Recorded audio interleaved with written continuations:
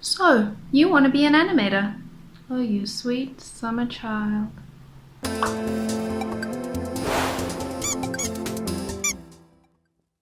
I'm kidding. I actually love my job. And there are so many routes you can take in this career. And as long as you have the tech, you can work. And you hardly ever have to leave your cave.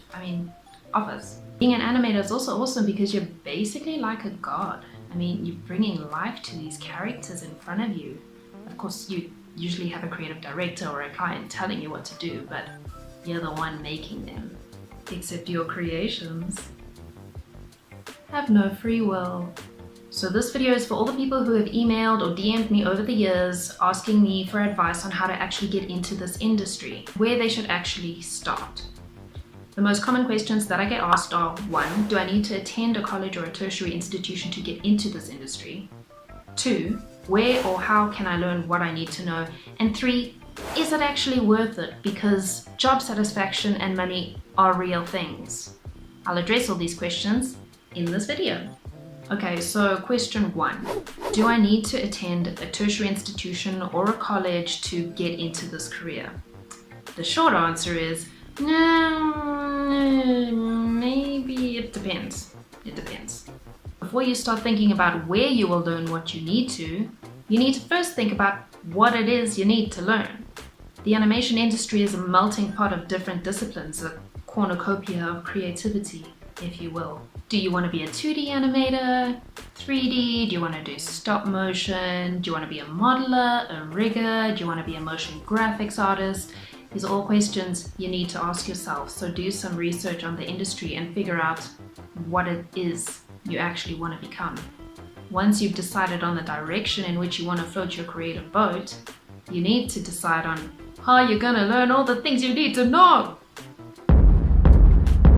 There is software you need to learn, there are principles and basics, there are workflows and pipelines. Thinking about these things, you need to decide if you want to attend a tertiary institution full-time, or if you want to do some part-time courses, or if you're going to do an online course, or if you want to just try and self-learn. And you can also supplement these by finding a mentor who can give you some guidance too. You can also keep watching my videos because I'll be doing follow-ups on other details in the industry and getting into it. So don't forget to like this video and subscribe to my channel so you don't miss any of those follow-ups. Okay, so if you want to get into 2D or 3D animation in terms of character animation or games or work on feature films or series, then I do recommend that you look into attending an institution full-time or doing a correspondence course or a proper accredited online course where you start with the basics and have a structured curriculum to follow. That is not something you will find it easy to teach yourself, and to eventually be good enough to be hired, you're going to need that foundation, you're going to need that guidance, and you're going to need all that practice that a full-time course gives you. In my experience, in all the years since I was a student and now when interviewing and hiring people and managing people, you can see those who don't have those basics and that foundation and those principles, and there are huge contrasts between the people who do have that and the people who don't. So I'm not saying that if you can't afford to attend a tertiary institution that there's no way you can get into this career or ever do 3D character animation or anything like that. I'm just saying if you have the opportunity to do it or the means, then it's definitely something you need to think seriously about. Unfortunately, a lot of the time when people are teaching themselves, they think that they can just jump into learning the software.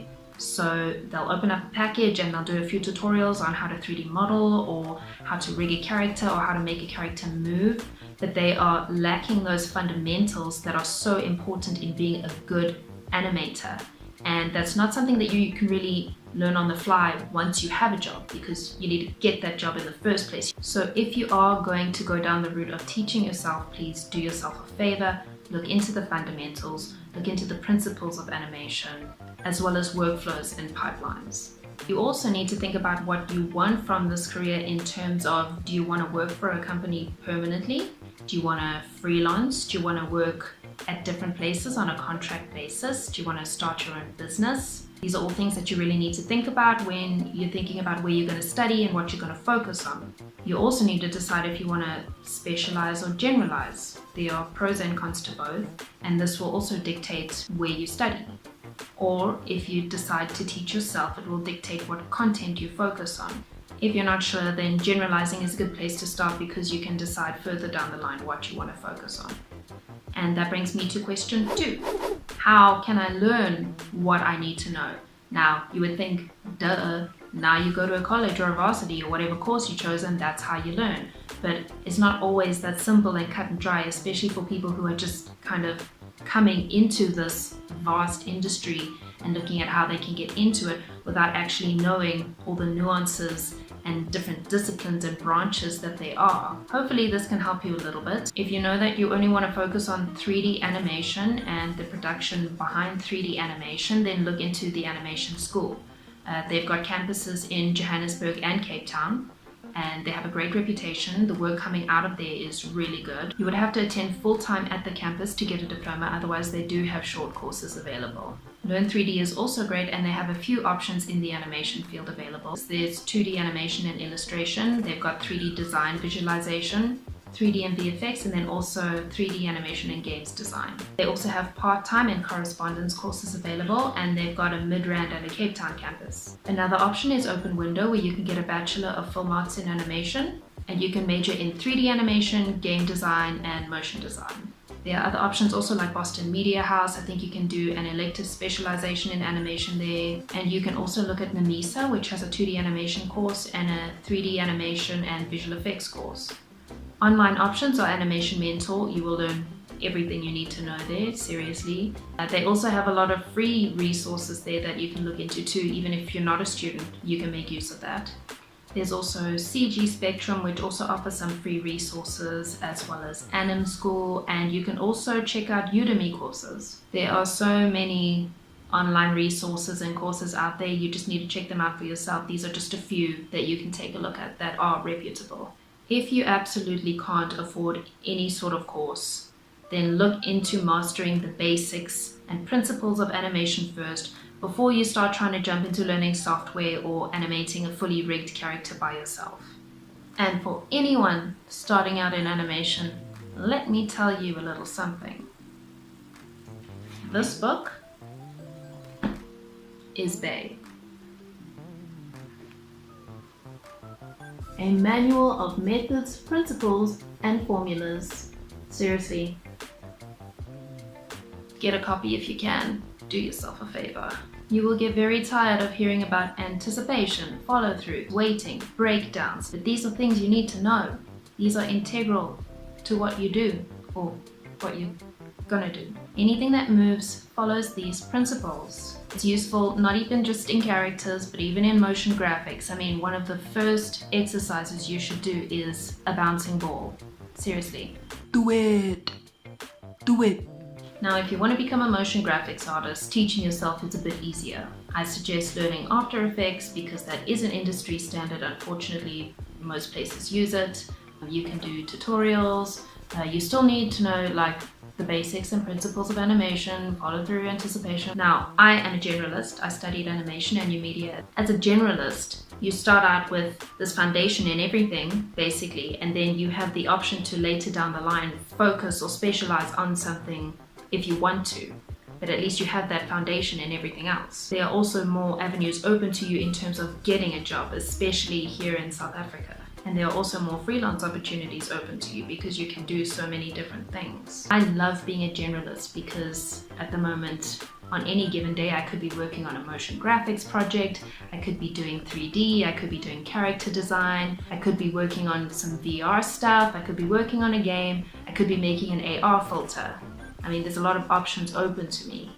I'm always trying out new things or experimenting, and that means I don't get bored easily, which I tend to do if I'm doing the same thing every single day. That sounds like my literal idea of hell. So being a generalist really suits me. It might not suit you. I'm just giving you my 2 cents. Okay, question 3. Is it worth it? Yes, if you are creatively inclined and have a passion for animation and graphics. But let me drop some truth bombs here. Truth bomb 1. It is pretty damn tough. You will work late nights very often. There have been times in my early career where I worked literally 24 hours straight. That is not an exaggeration. There were weeks when I did not see my family because of deadlines, but that is not always, and it is not everywhere. A lot of it is related to time management and project management. The more skilled you get, the better your workflows, the better your pipelines, the quicker you work, the quicker your stuff is done, the quicker you meet your deadlines, the less overtime you have to do. But unfortunately, sometimes late nights and overtime are not things you can avoid when you have difficult clients or upcoming deadlines, or you're waiting for content from other people. That's just not something that you can really control as an animator. So yes, that is just the nature of it. It's something you will encounter, and it's something you need to be prepared for. Truth bomb 2. This job can be extremely stressful and is very much deadline driven. You need to be able to keep your cool and get your stuff done. And you need to be able to deal with that stress and pressure. Be honest with yourself if you know that deep down you can't. And you will also spend a lot of time at your desk on your computer. Make sure you are okay with that. Truth bomb 3. Money-wise, it can be difficult getting what is considered a good salary for a lot of people. Unfortunately, in this country and this economy, jobs are difficult to get and they are difficult to keep. And people are willing to work for low pay just to put food on the table. This means that companies know that they can lowball you, so industry standards are pretty low and retrenchments are high, especially now. It is tough out there, guys. But if your showreel is really good quality, if you work really hard, practice a lot, make sure to upskill yourself as much as possible, you will get a job. There's a lot of room for growth in this industry, and of course you can climb the ladder, you can become an HOD, you can even branch out and concentrate on trying to become a creative director. There's a lot of opportunities available. If you freelance, rates are usually about $2,500 a day or $250 to $300 an hour. That's the standard from mid-level to experienced animator. Really experienced animators obviously can charge more than that. I cannot express enough to you how competitive it is out there though. So you need to make sure that your work is at the right standard and quality to actually get hired. Competition is stiff, and it's only getting stiffer. That's what she said. Now, I'm sorry if my truth bombs got a little heavy back there. I don't want to be a downer or anything, but these are things that I wasn't told before I started, and luckily I'm chilled with all that stuff that I mentioned, but it did take some adjustments, and I know a lot of people who've actually, quit this career because of the things like the overtime and the deadlines and the money, and it's all real things you're going to face. And I do think that it's important to be honest and to go in with your eyes wide open and know what you're going to be facing. Worldwide opportunities are blowing up. The animation industry in South Africa is growing, and it is just crazy to see like what it was 10 years ago and what it is now. I'm really excited to see where it all leads, and I'm really excited to bring all of you guys on that journey with me. My next video will be tips and advice for students just leaving varsity and animators entering the industry. Please remember to like and subscribe to my channel to keep updated. Love ya! Bye!